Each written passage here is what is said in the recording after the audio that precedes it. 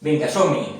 Benvinguts a tots un dia més al vostre canal de Fibrosos, en el qual compartirem des d'aquesta emergència que tenim les persones que patim fibromiàlgia o d'altres malalties cròniques i invisibles, aquesta necessitat de sentir-nos escoltats. Acabem de començar aquest projecte i que pretén que ens sentim més acompanyades les persones que patim d'algun dolor crònic, en el meu cas la fibromiàlgia. Tinc d'altres malalties invisibles també com són l'addicció en el TDA.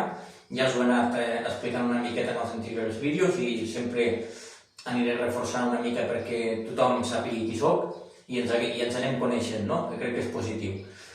I invitar-vos a això, que a poc aneu participant en el canal, aneu comentant alguna coseta de les quals us pugueu sentir identificades amb el que jo explico, o alguna cosa que vulgueu explicar de la vostra vida, que faci referència a això, a dolor, patiment sostingut en el temps, afectacions en el vostre dia a dia i que estigueu, certes coses en les que veieu que estigueu condicionats i que vulgueu expressar, no? Que al final una mica és l'objectiu d'aquest canal, és el que ens sentim una mica més acompanyats, més compresos per tots i a l'hora de donar visibilitat, perquè al final vull treure-li pes amb aquesta lluita interna que tenim les persones que patim aquest tipus de malalties com ara la fibromiàlgia i transformar-la una mica en aquest canal de YouTube d'explicar una mica al món què és el que vivim, no? Però sense aquesta lluita i desesperació diària per aconseguir que les persones que ens trobem canvin, no? Perquè segur que a molts de vosaltres us ha passat que parleu i expresseu aquests dolors i aquestes afectacions del vostre dia a dia i aquest patiment amb persones que una vegada ho acabeu de fer us dona la sensació que heu parlat amb una paret. Sembla que la persona no regui el que us està passant, sembla que no s'hi involucri, no s'interessi i bueno, tot això és una mica del que en parlarem avui i perquè tot això causa dolor i ens porta al que parlàvem en l'anterior vídeo, no? Perquè posant una mica en situació, en l'anterior vídeo parlàvem de com ens afecten les emocions, doncs això, no? Doncs com dia, posant una mica en situació, recordar una mica el que vam parlar en l'anterior vídeo, que vam parlar sobre les 3 emocions que més es repeteixen, que més freqüents són amb aquest tipus de malalties i que a la vegada són més difícils de gestionar, no? Estaríem parlant de l'emoció del sentiment d'injustícia, del sentiment de frustració i del sentiment de decepció. Són 3 sentiments que se'n repeteixen bastant i que són molt durs, són difícils de gestionar. Si és el cas de que et passa un dia, 2, es porten millor, però en el cas de les persones que patim aquest tipus de malalties es repeteixen gairebé a diari, si més no setmanalment. I llavors és una de les coses que més ens pesen. I el que pretenc en aquest vídeo, ara que ja ens hem ficat una mica en context i en situació del que explicàvem en l'anterior, és això, una mica el titular, el títol seria quin té que ser el nostre camí, el de les persones que se'ns presenta de forma sovint aquestes emocions tan difícils, no? I jo crec que el camí, així de forma bàsica i inicial, té que ser el de tornar a relacionar-nos amb els altres, en els vincles en els quals nosaltres hi creiem i que realment ens hi sentim escoltats, perquè al final aquesta malaltia et fa ser selectiu i escollir quines persones es queden i quines altres se'n van. Bàsicament jo crec que escollim bastant aquelles persones que senzillament ens escolten de veritat, no aquelles que no tenen escolta activa, que els estàs parlant i veus que estan en una altra cosa i tal. Tu els estàs explicant el més important de la teva vida, que tens una malaltia que et condiciona en el teu dia a dia, que t'és molt difícil de portar. I si tu perceps que aquella persona no li presta atenció i no s'involucra, a part de que fa molt mal, que ara en parlarem d'això, et toca la dignitat, et toca l'honor i t'obliga a distanciar-t'hi, no? I si a més en aquest distanciament l'altra persona tampoc ofereix resistència, el distanciament acaba transformant-se en una ruptura d'aquesta relació. I una mica és aquest, el titular que us deia, que per mi el nou camí, el nostre nou camí, té que ser aquest, el de retrobar-nos en l'amor, en la relació, en relacionar-nos amb els altres amb l'amor, partint de nous vincles o vincles que encara siguin dignes d'estar dins de la nostra vida i tornar a restablir aquest vincle des de l'amor. Per què parlo des de l'amor? Perquè això ho dic des de com ho he viscut jo, però cadascú sabrà com ho ha viscut, d'acord? Però sí que és cert que, si us ho explico, és perquè en grups de fibromiàlgia he pogut veure una mica que hi ha bastant aquest sentiment en comú i que ens ha portat bastant en aquest punt de partida de la fibromiàlgia, no? Ens ha transformat molt de com érem abans a com som ara i això ha generat tot un seguit de rancor i odi i batalla cap als altres. Però parlaré del meu cas en concret, no? En el meu cas en concret, doncs em passa això, que des de que feia aquest trencament i desenvolupo la malaltia de la fibromiàlgia del 2021, doncs fins a dia d'avui he intentat, he dut a terme aquestes reflexions i les he anat evolucionant, però m'ha costat moltíssim, m'està costant moltíssim i sé que el camí és aquest, però encara a dia d'avui queda pataleta, per dir-ho d'alguna manera, enfado, enquistat amb mi mateix. Perquè hi ha hagut aquest desig o aquesta necessitat de que el món, ostres, s'involucrés una miqueta més en el meu cas, en la meva vida, i em comprendrem una mica millor. Potser jo no ho he trobat i un altre sí, i no es troba en aquest punt. Però jo crec que al final totes les persones, quan cauen en un fondo, ja sigui per una malaltia invisible o una malaltia crònica o no, o temporal, quan caus en el fondo veus que les persones tendim a reaccionar d'aquesta manera, moltes d'elles, a separar-nos, a allunyar-nos, a no involucrar-nos, quan precisament hauríem de fer el contrari si és una persona un vincle al qual estimem i volem mantenir la nostra vida, no? Però clar, sembla ser que quan les coses es torcen i van malament, doncs com més en el fondo caus, més sol et quedes i més fondos fa el fondo.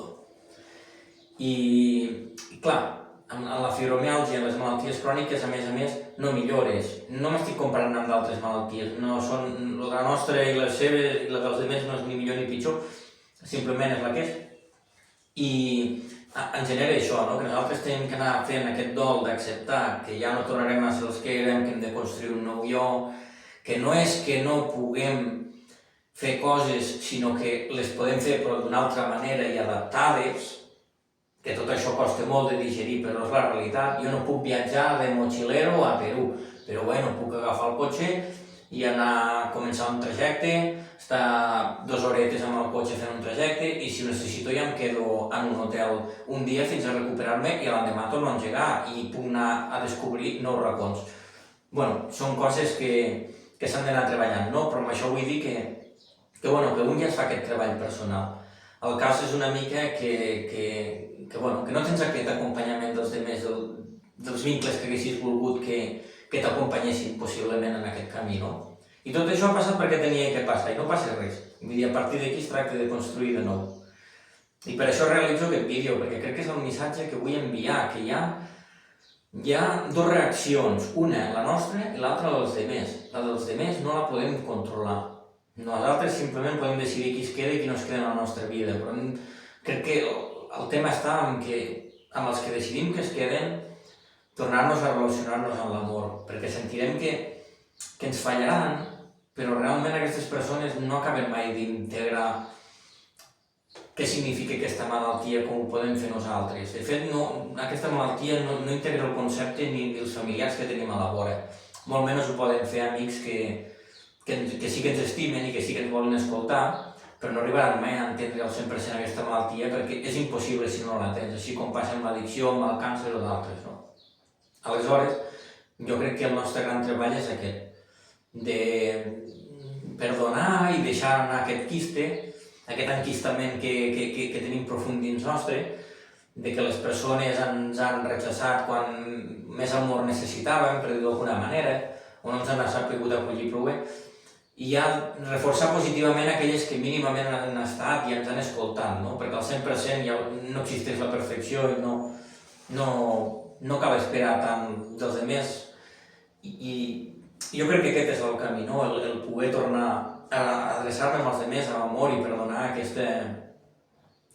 Perquè clar, és el que explicàvem una mica al principi, que jo puc ara aquí ficar-me a fer 10 flexions, puc agafar i anar a xutar pilota, però el que la gent no entén i no veu, que aquí són entre la fibromiàlgia les conseqüències de després.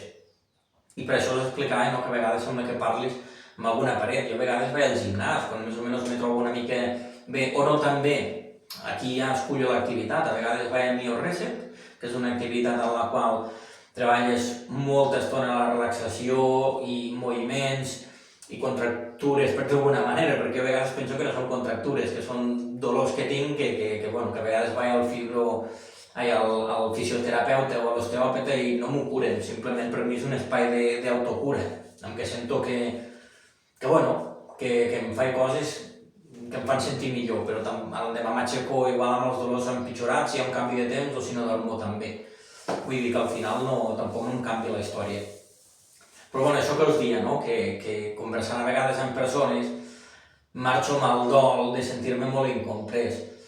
Però és que a vegades penso que també estic demanant-li una mica peres a l'home. I crec que ens hem de fer una mica aquest treball entre les persones que ens entenem i sí que ens escoltem, treballar, aquí, aquest és l'espai per treballar-ho, a teràpia, amb amics que ens escolten de veritat, o a teràpia o al canal, o el que sigui, i amb persones que veiem que són més, que van més automatitzades, que van més en el seu dia a dia, que no es paren a escoltar tant, no intentar no demanar tant d'aquestes persones, no? Elles al final tenen la tendència de comparar-se amb nosaltres com si estiguéssim en una relació d'iguals.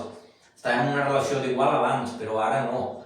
Abans sí que jo també agafava ulletes, m'afectava una mica la gimnàsia que hem fet avui i descansant i tal, però la realitat és que avui en dia aquestes coses han canviat. Jo faig un dia gimnàs i potser l'endemà, si m'ha sentat mitjanament bé, podré tornar, o potser m'estic una setmana sense poder tornar al gimnàs. És a dir, la paraula procés i progrés sembla que ja no vagi amb mi, perquè el meu conjunt de símptomes que m'inestabilitzen durant el meu dia a dia no em permeten donar-li continuïtat a les coses. I això és una de les coses dels sentiments i emocions que dèiem abans, no? de la frustració. Genera una frustració continuada, perquè tu engegues projectes socials, laborals, formatius, esportius, i no els hi pots donar la continuïtat que es mereixen perquè t'obliga el cos a fer una pausa o a aturar inclús dies, depèn de com estiguis. I dit això, no vull allargar-me gaire, a més avui no tinc el micro, no sé si el vídeo s'escoltarà prou bé, espero que sí, si més no jo el publicaré perquè és el quart vídeo que faig al canal i necessito anar publicant vídeos, necessito descarregar, faig teràpia per mi, necessito sentir que avanço amb aquest tema, que arribi amb algú, que ajudo ni que sigui a una persona i ja està, i per mi això és tot, no? El valor aquest dintre les meves possibilitats i capacitat, doncs anar picant pedra, no? Ser la goteta aquella que va picant la pedra i que és consistent. I dit això, recordar-vos que som tots una història de superació i que a pesar de les dificultats seguim endavant, seguim aquí i que té molt valor. Doneu-vos molt valor. Dit això, fins a la pròxima i espero que us agradi molt el vídeo i ens veiem ben aviat. Crec que publicaré un vídeo abans del 12 de maig, però si més no, el dia 12 de maig, que és el Dia Mundial de la Fibromiàlgia, i intentaré preparar un del més conscient possible i amb el màxim de comprensió cap a aquestes persones que ens afecta aquesta malaltia. Que vagi bé.